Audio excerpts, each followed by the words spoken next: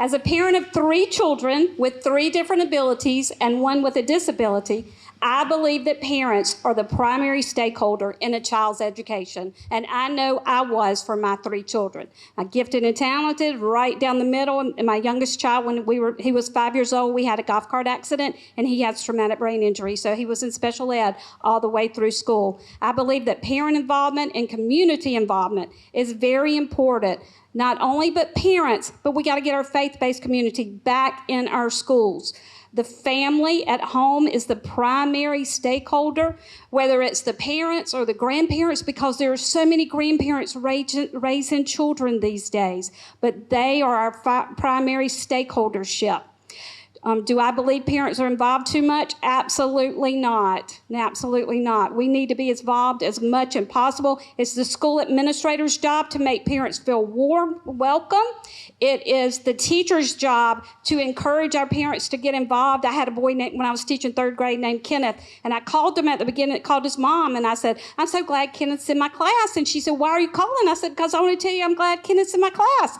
And then when she came to parent-teacher conference, she said, I don't know why he likes school. And I said, because I'm his teacher. So see, his parent had a terrible experience at school, and they bring that with them. So it's our job as teachers to make them feel welcome and make them want to come and be involved in our classroom. Also, parents. I served on the School Improvement Council in Lexington District 1 for 25 years. Every school I had a child, I was on that School Improvement Council, and I had parents that got me involved in that. We have to do that. We've got to make sure that parents feel welcome, that the teachers know that they are there to help them.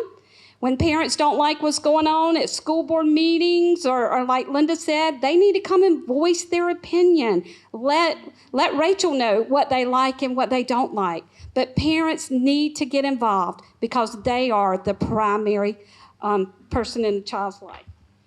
Thank you, Kathy. Well, that's exactly right. It's the parents. Sorry.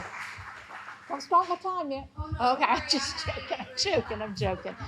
No, really, the parents need to be involved in all levels of their child's education. We have over 80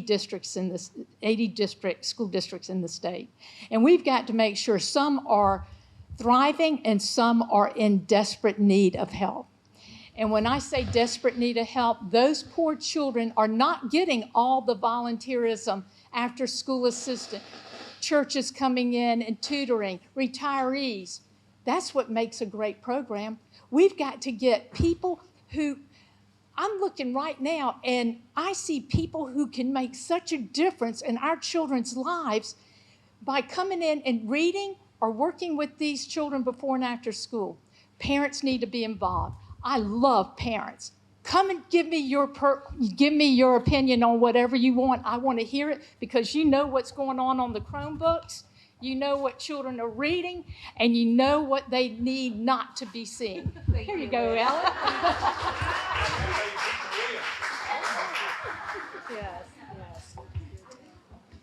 Yes, parents are absolutely the #1 authority in their child's life for all education and healthcare decisions. I believe that is a God-ordained role. The family is an institution that is ordained in the Bible, and so I believe that it is critical that we respect parents, that we listen to parents, and that we actively seek their involvement.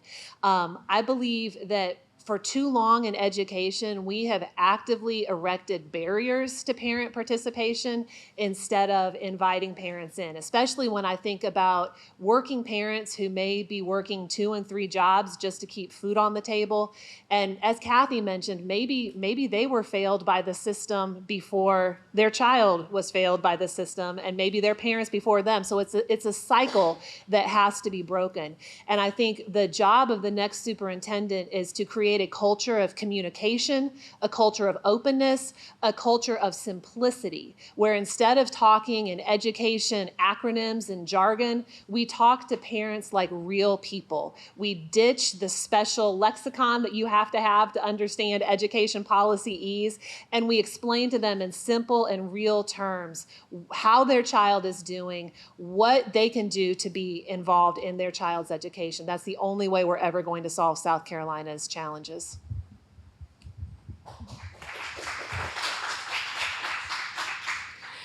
As a parent of school-aged children, I definitely believe parents are the primary stakeholder in their child's education, in their upbringing.